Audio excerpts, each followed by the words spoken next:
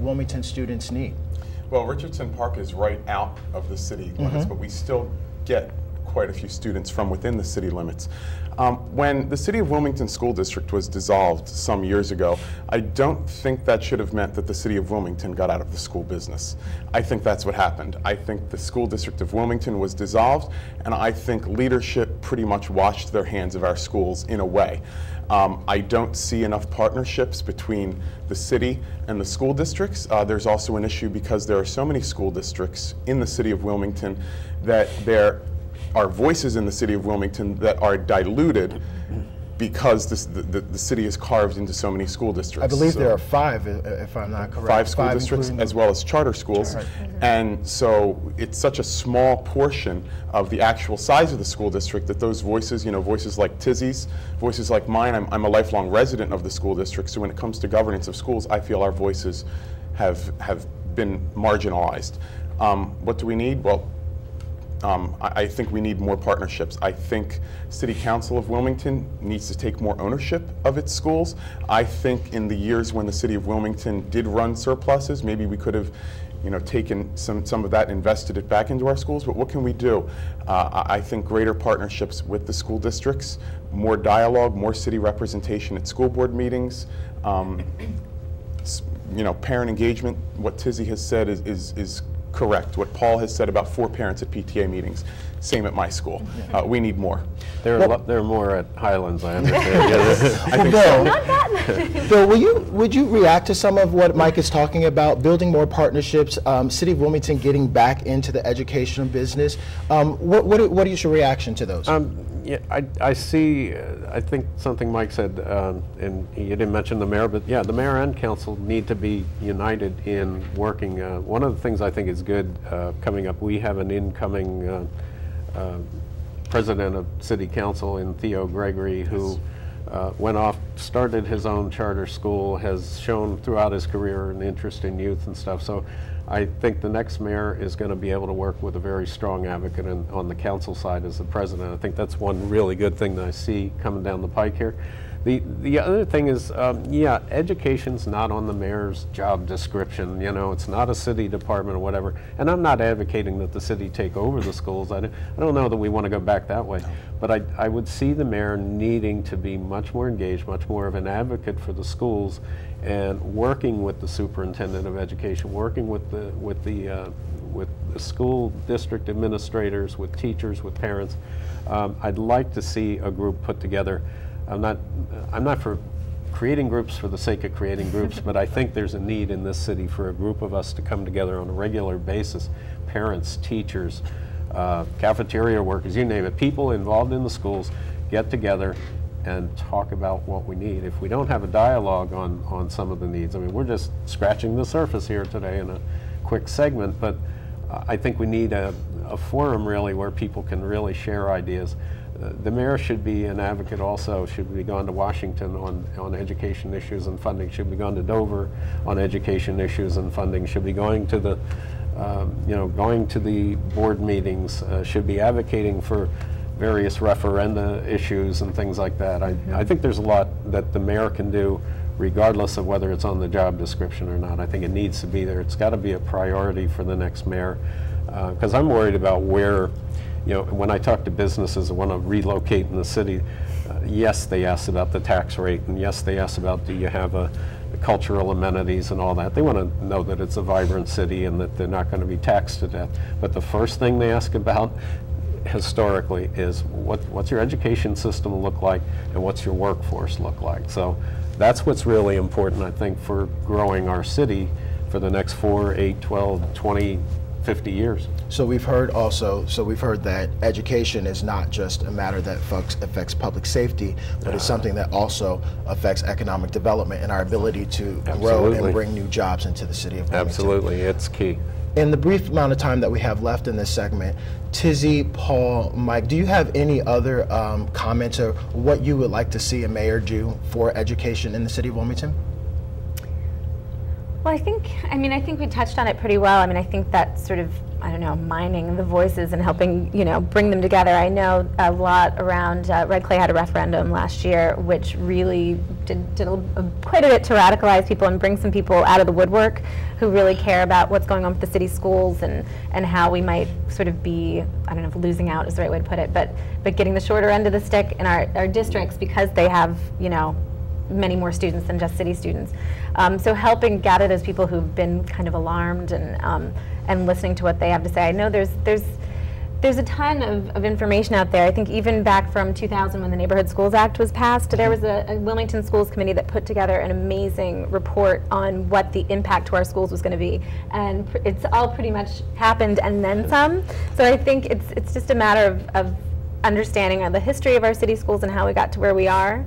And just, I'd love to have the confidence that a future administration would understand that history and have a vision as to where we need to go, because it's so true. I talk to people who want to move into the city, young families, or young couples living in my neighborhood who just don't feel like they can stay or can't move here because they're going to be using public schools and they don't feel like they can use I know personally of one situation where someone was moving into a neighborhood of city of Wilmington, and they were actually moving into the areas of Wilmington based upon the feeder pattern of the schools. Absolutely. Wanting to know what schools his daughter was going to be able to go to based upon where he was living. What about you, Paul? What would you say about what the mayor's role would be and what you would like to see? I grew up here and I went to the public schools of Wilmington back when they were very good. And I think, as Bill was saying earlier, more of an advocate for the city of Wilmington children. I think we have a problem with a lot of kids in our city schools not getting good education. Part of it is it'll always seem to be behind. And the mayor should be an advocate for preschool education, better full-day kindergarten. I think there's some statistic that most academic achievement throughout a child's lifetime is you can figure out by grade 1 how they're going to do. I think some of our kids don't come to school with the skills necessary to be successful. So if we can start full-day preschool or full-day kindergarten for most of our children, the mayor could be an advocate for that so they don't start school behind suburban kids already. I think that would improve a lot, and it's an area where the state is already funding additional police officers for the city, additional teachers, additional resources for our children, so we don't get to a stage where we need additional police and incarceration. Okay, thank you for that. Mike? I think we have a programming issue in the city of Wilmington, and what I'd like to see a mayor do is, again, convene a group. I know we say that a lot, convene a group. What do our communities need in terms of programming in schools? Because I think the traditional college preparatory path is not appropriate for so many students in the city of Wilmington for whom college may not be an option. It should be. It should always be an option. But I think we need specific trade schools. Even our VOTEC schools, I think, are losing that focus as they go down more of a college prep path. And I think that the mayor, the council needs to listen to the residents about industries they feel would bring good jobs to the city and the training that our public schools can introduce to bring those skills to the students who need them the most, to make them career ready. The governor's big path with the Department of Ed is we want all students college and career ready by the time they graduate high school. And I think we really need to focus more on that career ready, and I'm not seeing that in the city of Wilmington currently in the schools we have. Thank you. And Bill, what about you? Do you have any final statements about education? I guess something that Mike just said, even the VOTEC school, the competition to get in the VOTECs is going up, and the skills, the skill level is going up on the jobs that they're preparing people for and the careers they're preparing people for. I'm a little worried, I guess, about our kids getting left behind in all that. I see great schools in the city, but I don't necessarily see city kids on a track to get in those schools later in life, whether it's a Cab Callaway or a Wilmington Charter or whatever. And I'm not going to get a mud wrestling fight going here on charter versus public. I'm an old public school person from the Marshallton McCain district, the forerunner to Red Clay. But I've been working with the folks in Christina on the community schools steering committee down in the east side. And another issue, I guess that we don't have enough time today, but the issue of making sure that the schools are magnets for all kinds of community activity beyond the school hours too. I think that's another way that we can get the schools really more invested in families' lives in the city. Absolutely. Definitely. Well, there you have it. We've heard the perspectives of a parent in the Red Clay School District, a teacher in a charter school here in the city of Wilmington, and a teacher in a public school right outside of the city that has a number of city residents. We want to thank Tizzy Lockman, Paul O'Neill, and Mike Matthews for joining us today. We all know that education is a very important issue here in the city of Wilmington, one that affects not just our academic performance of young people and preparing them for career and college, but also it addresses our economic development issues, our ability to attract quality jobs, attract new businesses to the city, but as well as keeping our city safe by providing alternatives to crime and incarceration. Well, thank you very much, everyone, for joining us for this segment. We'll be right back with the next segment talking about violent crime in the city of Wilmington. Thank you very much. I'm voting for Bill Montgomery because he's going to tell us what we need to hear instead of what we want to hear. We're voting for Bill Montgomery because he'll be a mayor for all the people.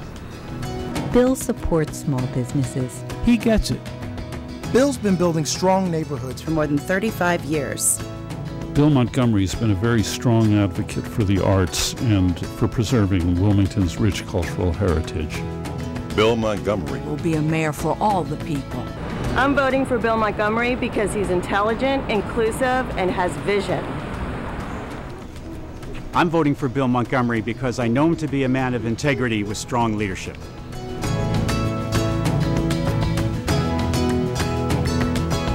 My friends and I are working for a safer, stronger Wilmington. Join us.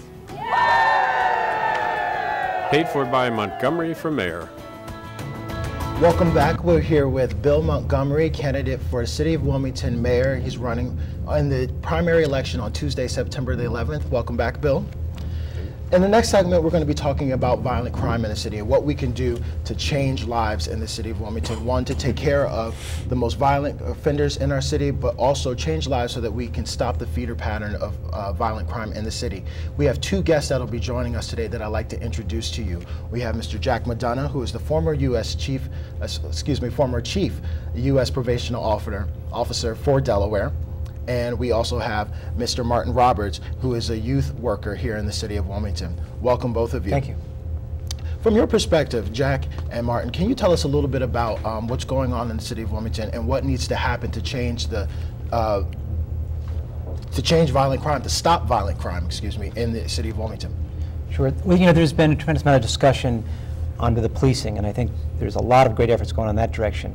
What I want to focus on is community corrections, probation work. Now, the coming out of prison is really actually a very traumatic event, not dissimilar to people coming home from the military. And we know that most crimes, most recidivism occurs within the first 6 months after release from imprisonment. People go home without identification cards. In fact, 75% of the people are released from federal prison without an ID or Social Security card. If you don't have both of those, you can't get a job, you can't get housing, and then we have difficulties with the bureaucracy sometimes getting those things. People can't drive to these locations often. They don't have transportation. So we have to really support that effort. Now, we're not always enamored to do that. Some people might describe it as hug-a-thug, but it's not that way at all. It's creating an alliance. And that alliance is important. And it's proven in other places like Washington State is the gold bar standard. They've reduced recidivism and reduced cost every year since 1984. So it can be done. And I'll give you a quick example. Our workforce development program, we work hard to get people jobs. And we've matched 80 federal offenders with 80 federal offenders in two other federal districts on 5 parameters. And the University of Delaware found a 58% lower rate of recidivism. So if you translate that out to the reduced cost of incarceration, the savings in cost of prosecution, the income that's gained from the taxes that folks have to pay and child support, it's a win-win situation. So if I hear you correctly then, taking these efforts that may seem to some to be soft on crime or what have you, have a real tangible effect on our communities, one in preventing reoccurring offenses, right. But also it's a more efficient use of our tax money. Is that what you're saying? Absolutely. To date, through our systems, we've been reactive in the community corrections world. Citing people for technical violations, run them right back to prison, and you can manage risk and not compromise community safety. Numerous studies have proven that to be true. So I think that we have to come around to that point of view, certainly make people accountable, If we get the real bad guy, he needs to go to prison for as long as we can send him. But most crimes, we know, are committed disproportionately by a small number of people. So if you identify those correct people, you can still work with the other folks. We don't have to fill our prisons up. We can make